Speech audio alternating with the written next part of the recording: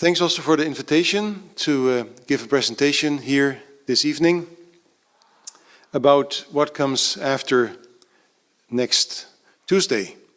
We know after next Tuesday comes All Saints, which not many of us celebrate. But it would be a good start to continue with what we have started this year. First, an introduction. There's Luther beer. There's Luther wine. There are Luther books. There's Luther exhibitions. WRF500 knows of some 164 exhibitions this year, only in Western Europe. There's Luther Playmobil. You've seen that. I'll leave it here. You can buy there, if you want, Luther socks, saying, "Here I stand, I can do no other." That he never said this is not an issue as long as it sells. And there's also Luther candy. That's this. Well, Flip, since you already have a book, I just heard, I give you these candies.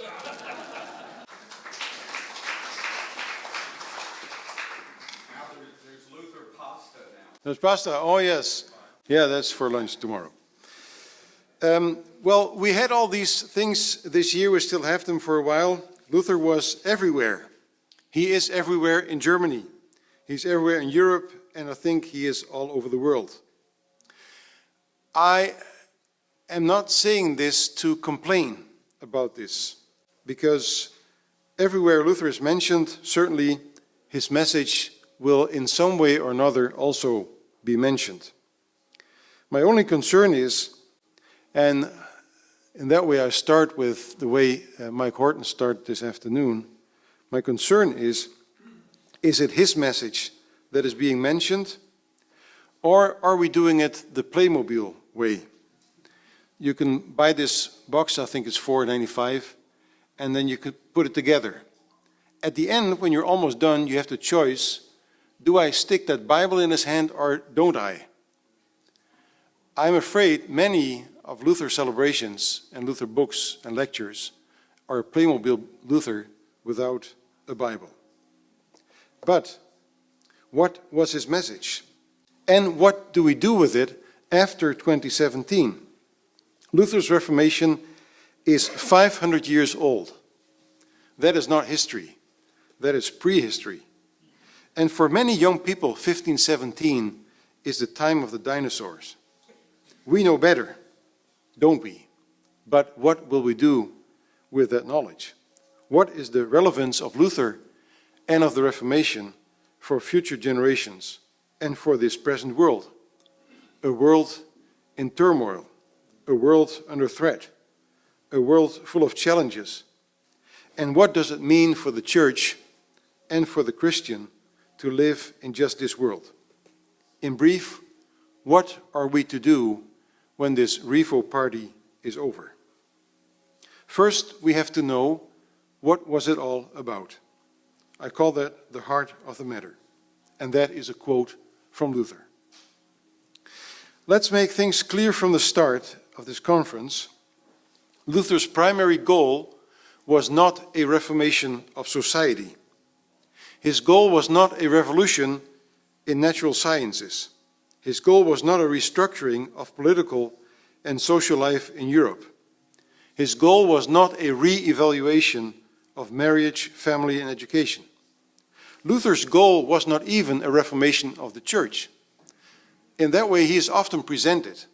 I hear that in tours, I hear that with guides in exhibitions, that they say Luther wanted a reformation of the church, which is nonsense.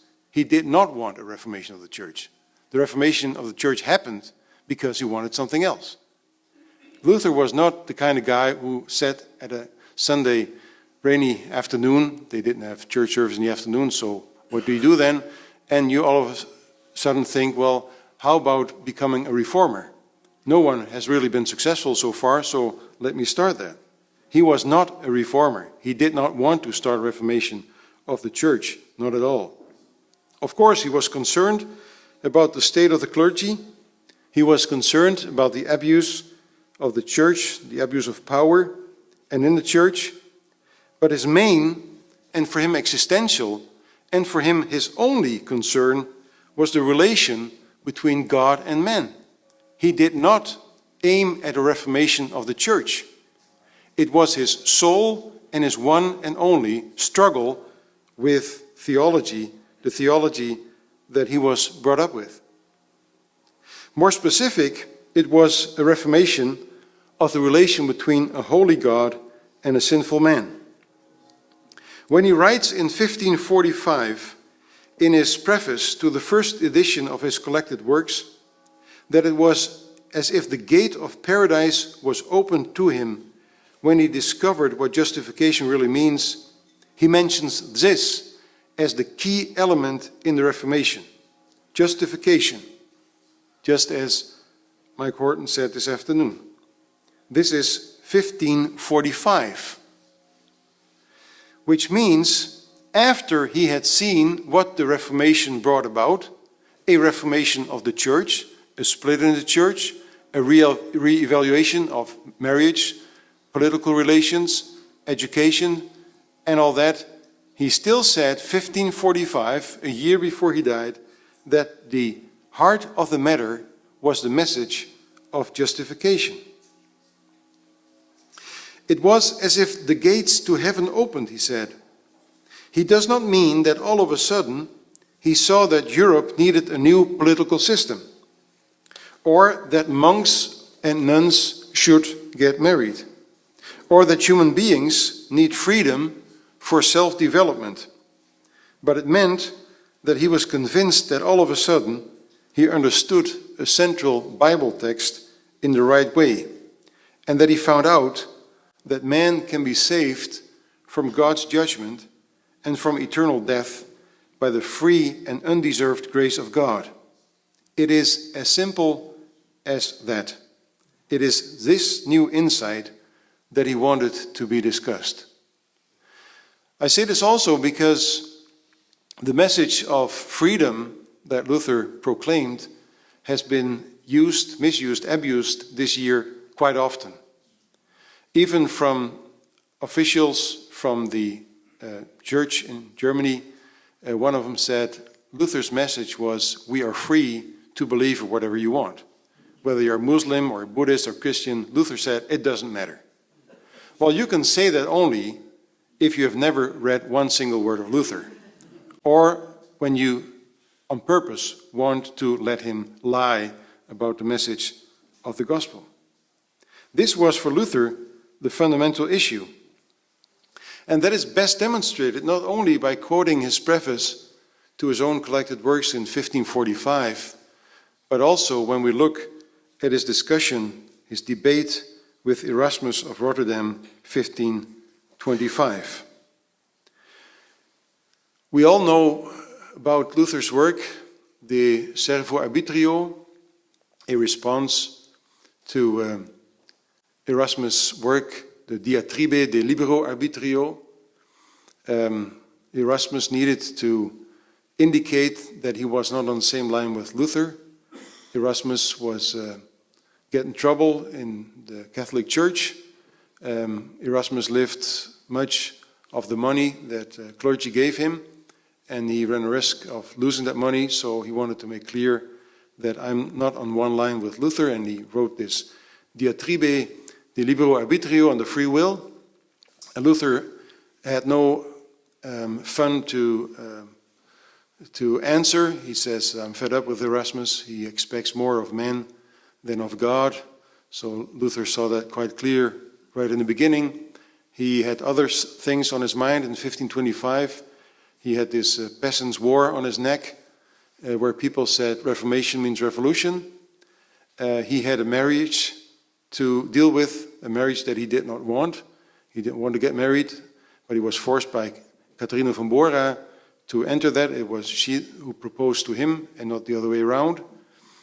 So he had to go with that, and he had no enthusiasm about answering Erasmus. In fact, he wrote to Erasmus, or he said in one of his tables talks that he would use the Diatribe de Libero Arbitrio as toilet paper. Well, that's at least one is better than throwing away, right?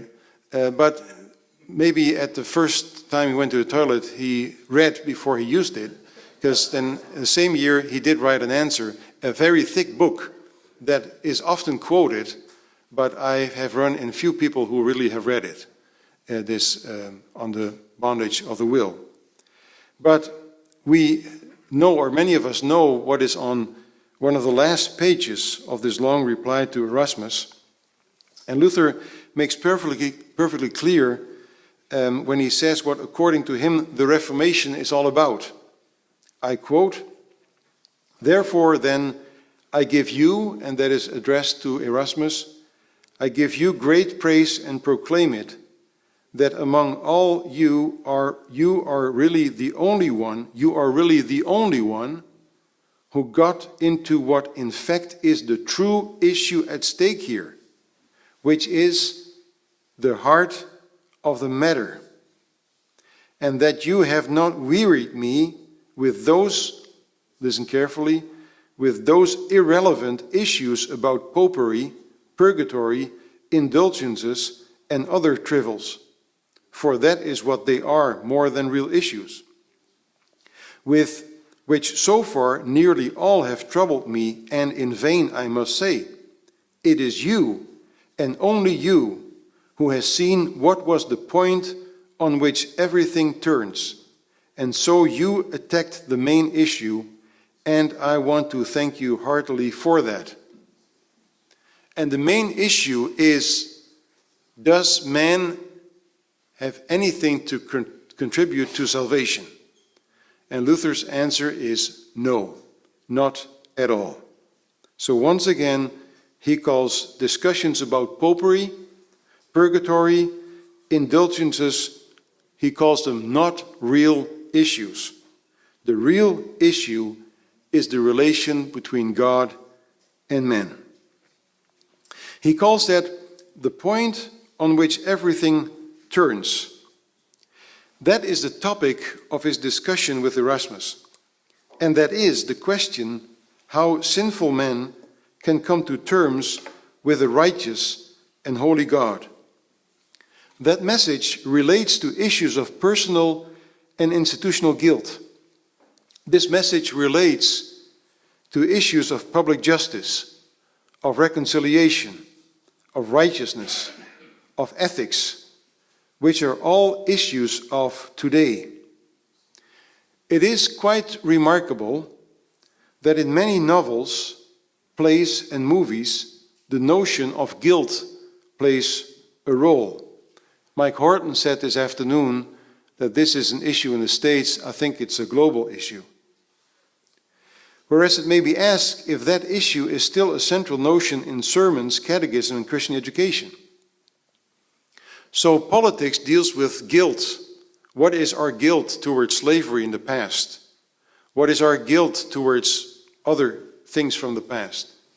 Novels deal with the issue of guilt. Guilt is on the agenda everywhere, but it seems in many churches a strange word, whereas it is the church that has to deal with just this issue, which is so prominent in the world outside the church. In Luther's Reformation, the issue of guilt played an essential role, and the church could use this commemoration of the Reformation to pick up this issue again, in order to show that the church today knows where the Christian message is about, and to show that she knows what a secularized society is dealing with, and that she as a church can contribute positively to that. The same is true for the issue of ecology, which can be seen as a secularized form of eschatology. In a sense, if there is no heaven afterwards, we turn our garden into our heaven. We turn the earth into a heaven. We have to keep it because that is all we have. There is no future. There is a common sense of guilt towards the earth also amongst non-believers, being convinced that the earth can no longer bear the sins of a society of consumers and waste producers, concern for the future of the earth and of human existence does relate to the theological notion of responsibility for creation, but also to eschatological expectations of which the Reformation era was full. Once again, the commemoration of the Reformation this year should not be simplified to a song-like phrase as, "Luther is the answer for the world today." I will not start singing that song. I like the song in a different verse, but I will not sing it. Luther is the answer for the world. That is not the case. But if the church, if you and I are convinced that Luther's gospel is a message for all times, we could and we should use the anniversary of Luther's gospel to address just that message to the world. And as a convenient extra, we should make use of the fact that the similarities between the times then and now may cause for at least listening to the answers former time gave to questions similar to the ones of today. For in that respect, there is no difference between 1517 and 2017. God is still righteous, and we are still sinners. Or, as Luther defines theology, theology, I quote, is about God who justifies and about man who needs to be justified. That is, in short, Luther's definition of theology. The real threat to this present world is not global warming. It is not nature. It is not the environment. It is not politics, and it is not strange politicians. The threat to this world is not terrorism. The real threat is me.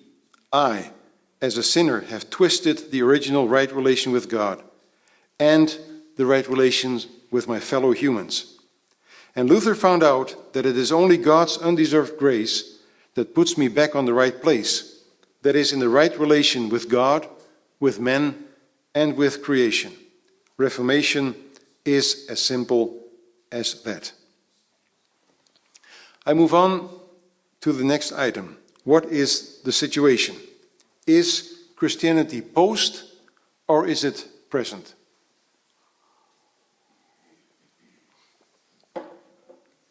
It is, I believe, at this point that the situation of Western Christianity, and especially of the Christian church, is quite similar to the situation in the early 16th century.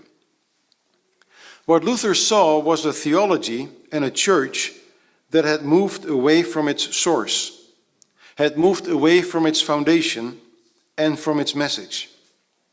The pre-Reformation laity, so what I usually call the normal people, they experienced the church as distant, as bureaucratic, as obsessed with power and money, and the clergy as dumb and ethically lax.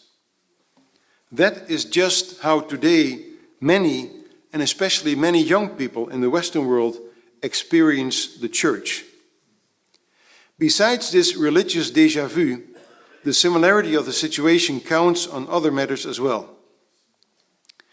Economical instability, a distrust in politics and politicians, disorientation of many young people, marital and familial issues, then these are just a few of the items that also played in the 16th century.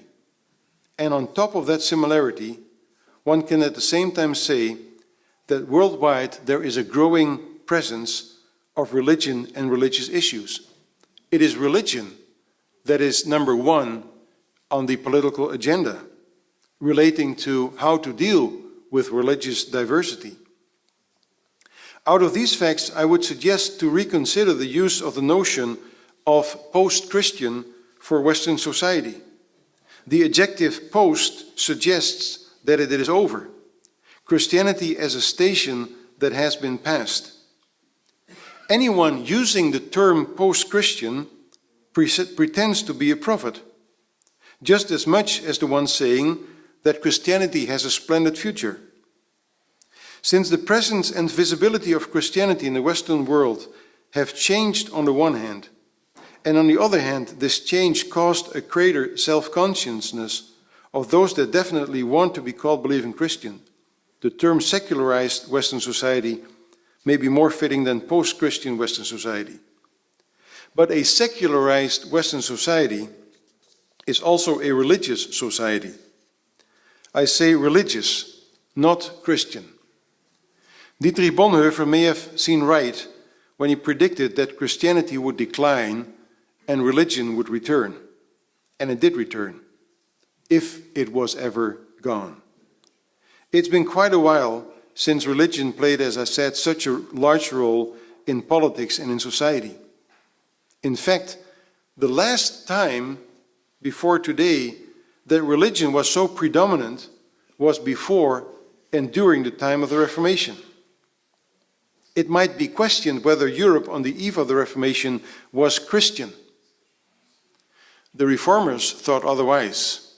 Calvin did not see a Christian Europe, he said. But Europe in those days, maybe it was not Christian, but it was religious. And this situation makes it highly interesting, yet even attractive, to commemorate 500 years of Reformation in a time where faculties of theology at state universities are reduced or even disappear, and faculties of religious studies are opened up. In the Western world, in which the situation has changed from a continent with two confessions, Catholic versus Protestant, into one with two religions, Christianity versus Islam, this new religious status has resulted in a more fundamental and highly relevant public discussion, which is as much religious as it is political. With the decline of Christianity and the rise of Islam, religion is fully back on the agenda. Commemorating 500 years of Reformation in, if you want, post-Christian, or if you want otherwise secularized, and at the same time religious Western world does make sense, but only if there is the awareness that we know what the Reformation was all about. I want to name some other similarities. A first similarity may best be characterized by the German word Orientierungslosigkeit. Many of the basic certainties are either lost or questions, and many, mainly young people, are at a loss as to values and the future. Just as in the 16th century, the question of religious tolerance is an issue, although then it was between two Christian confessions, and now among a multi-religious society, the political and social impact are just the same. Third, both eras faced the possibilities, challenges, and dangers of a media revolution. The spread of the printing press, combined with the increased possibilities of people to buy and read books, is quite similar to the developments we see in digital data and social media. Fourth, economic issues vary from corruption and greed in the top of organizations to a growth of debts and poverty, then and now. Fifth, a merit-driven society in which many strive and only a few succeed can be noticed both then and now. Difference is that in those days we had saints who gained enough merit to enter heaven. Now we have the blessed soccer players, the movie stars, and the CEOs that gained or gathered or stole enough to live in heaven here on earth. Six, the church-state relations are becoming increasingly an issue in the Western world. The issue is evidently related to changes in society and in the position of power of the church. Yet the question as to the responsibilities the state has for the church, the independence of the church towards new legislation, was also an issue the Reformation placed on the agenda. Next, that sin and salvation were items people were preoccupied with in the 16th century is well known. But they are so just as much today, yet in a different sense and setting. Salvation has become this worldly, which is even true with the feel-good faith propagated by many Christian preachers.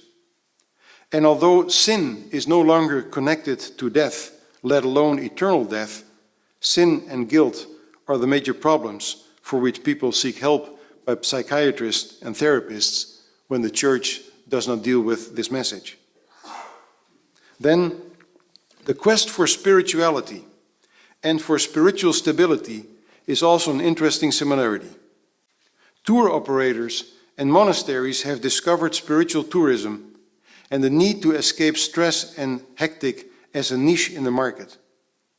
Whereas just as then the church in its preaching does not seem to match with the answers people are looking for, many do seek the church or monasteries as a space to find inner stability and to reload.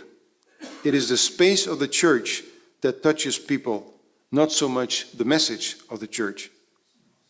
All these similarities bridge in many respects the gap of 500 years and results in a challenge to answer the question, if the issues from then are so much like ours today, could maybe the answers from then be a help to us?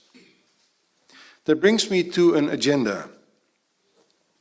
It is my conviction that 2017 is like the pre-program of a concert. This year of commemoration is the year of pre-preparation.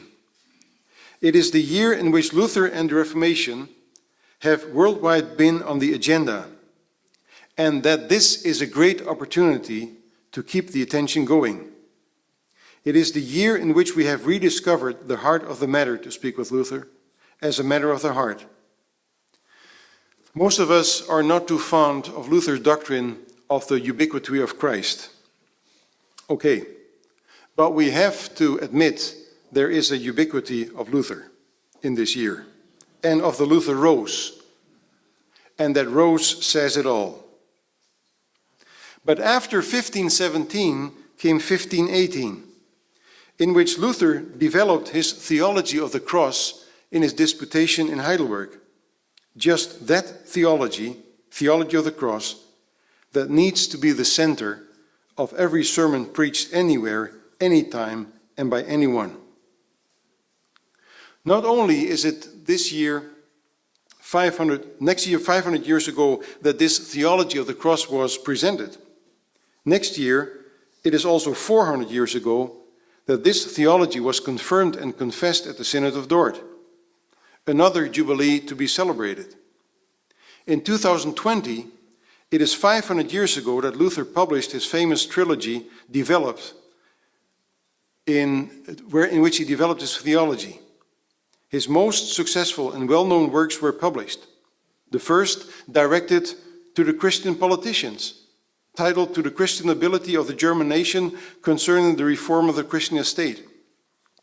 In this booklet, Luther addressed the secular government, no longer accepting that the church had authority over the states. Politicians were addressed as members of the church, and in that capacity, Luther addressed them concerning their responsibility. Here, the highly relevant issue of the relation between church and politics is discussed. Here also Luther develops the idea of the priesthood of all believers. Every baptized Christian is a priest, and therefore among Christians there is no higher or lower, and each Christian has the responsibility to serve and to bring sacrifices. In October of that year, Luther published his book on the Babylonian captivity of the church, with questions as, what is the task of the church? How should the church be organized? How should the liturgy in the church be like? What are sacraments? What is marriage? All topics we deal with today. In mid-November 1520, Luther's third booklet was published, called The Booklet on the Freedom of the Christian. The summary, as Luther says, of all Christian life. Here Luther provides a new definition of faith. Faith is not an accomplishment, but a gift. Faith is personal. Faith liberates. And the source of that freedom and the meaning of freedom Luther illustrated with the image of the miraculous exchange, der wunderbare Tausch, der fröhliche Wechsel, which he applied to the relationship between the bridegroom Christ and the sinner. In that marriage, implemented with community property rights, Jesus took upon himself mortality, sin, and the wrath of God, while sinful humanity received righteousness and glory for him. Luther's freedom did not mean that people were free to do whatever they wanted, but rather, Christian freedom was the freedom to want only what Christ wants. Luther articulated this freedom as a formulation that was meant for every Christian life, and I quote the famous words, A Christian is free, Lord over all things and subject to no one. A Christian is a willing servant of all things and subject to everyone. Freedom means that I'm free to constantly do what Christ requires and to avoid everything that may injure my neighbor. Freedom is not first of all for my sake. Freedom is being free to serve. I could list more years, more topics, more publications, more reasons to have a conference and to have a good time together. I could list the Peasants' War, 1525, with its question of the right of resistance. I could indeed name Luther's wedding and what that means for marital life today. I could mention Luther's works on education, on economic matters, on music and the arts. I could even mention his death, which we will not celebrate. That's what the Catholics do. They celebrate Luther's death in 2046. But the issues today, what is a life? What is the end of life? What is death? What is dying? What is comfort? Our agenda for after 2017 is full of items we can explore, we can discuss, we can apply to life in society, to life in the church and to our personal lives. Our agenda for after 2017 is full of possible projects and events that we best organize together, just as we have done so up to now. If 2017 is the pre-program, and it sure is, then we should get started with the real show. So what can we expect? That's my final point. The story of the Reformation is quite easy to tell and to grasp. Martin Luther lived in a monastery and taught at a young university. He searched for God. He created an unintended U-turn in religion. He turned the church upside down and accidentally changed the world. All this not in Paris, Cambridge, Cologne, Rome, or some other intellectual or political center, but in this small town of Wittenberg, on the edge of civilization, as he said himself, and as you have noticed by now. Luther realized that his insights were to lay a new foundation of Christian theology, resulting in a renewal of society, politics, economics, science, and arts. On this foundation, a new generation of theologians, statesmen, philosophers, and artists created a change in Europe that would soon have global effects.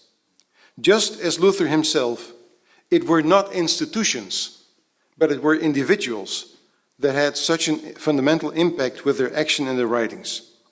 Thus, in a sense, October 31st, 1517 could be called the birthday of a new world, a world in which life looked different in every context for those who followed Luther's lead. A society based on fear for God's justice changed radically with a conviction of God's unconditional grace. Religion no longer was an accomplishment, but became a gift that motivated people to gratitude. This new theology removed the logical basis of pilgrimages, veneration of relics, celibacy, monastic life, purgatory, preoccupation with the salvation of the dead, and the all-encompassing and supreme position of the Church. The fundamental religious change caused by Martin Luther, and further developed by thinkers like Philip Melanchthon and John Calvin, created radically new views on man, creation, labor, money, rationality, art, time, law, life, and death. Luther's theology also broke down hierarchical and binding structures and combined the Renaissance focus on the individual with the biblical notion of stewardship.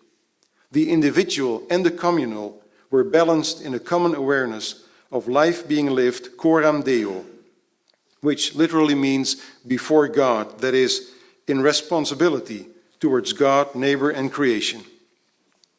To create renewed awareness of this responsibility is the challenge for all who celebrate 500 years of Reformation. This responsibility should be taught in churches, in schools, in families, and in companies. Amidst all factors that play a role in the 16th century Reformation, the heart of the matter was Luther's new theology. And just as Luther and the Reformation demonstrated the power of faith in an unsurpassing way, there would not have been a Reformation nor would there have been other reformations without this central issue of justification. For it is justification by grace that creates in us that awareness of responsibility. If this fundamental item, which Luther called justitia aliena, justification that is foreign to us, in the sense that we receive it from the Lord, if this item is ignored, not only is the Reformation misunderstood, but also the commemoration becomes meaningless, and gone is the topic in which the relevance of Reformation can be demonstrated more than through any other topic. Many of the most important problems of today can be traced back to religious positions and convictions, and I myself am convinced that in the coming years religion will become more and more important on a national level, but just as much globally. And here comes in the religion, that is, the theology of the Reformation and its deep effects on society, economics, politics, culture, and education. So, to conclude, one man in a remote town searched for God and changed the world. This man developed a new view on God and man and ignited a movement of renewal and change, the Reformation. Martin Luther, 16th century monk, scholar and reformer, freed man from the fear of God and defined that new freedom as living in responsibility towards mankind and creation. This man evoked others to take responsibility towards mankind and creation. And so the movement of Reformation brought forth, like I said, a new and different generation of lawmakers, of teachers, of businessmen, of laborers, politicians, scholars, and teachers, combining the discovery of the individual with the responsibility for the communal. He opened up opportunities for personal developments of gifts and talents, and he encouraged individuals and groups to take social responsibility. He initiated a fundamental reorganization of education. He gave long-lasting impulses to natural sciences and laid the foundation for democratic structures in politics and society.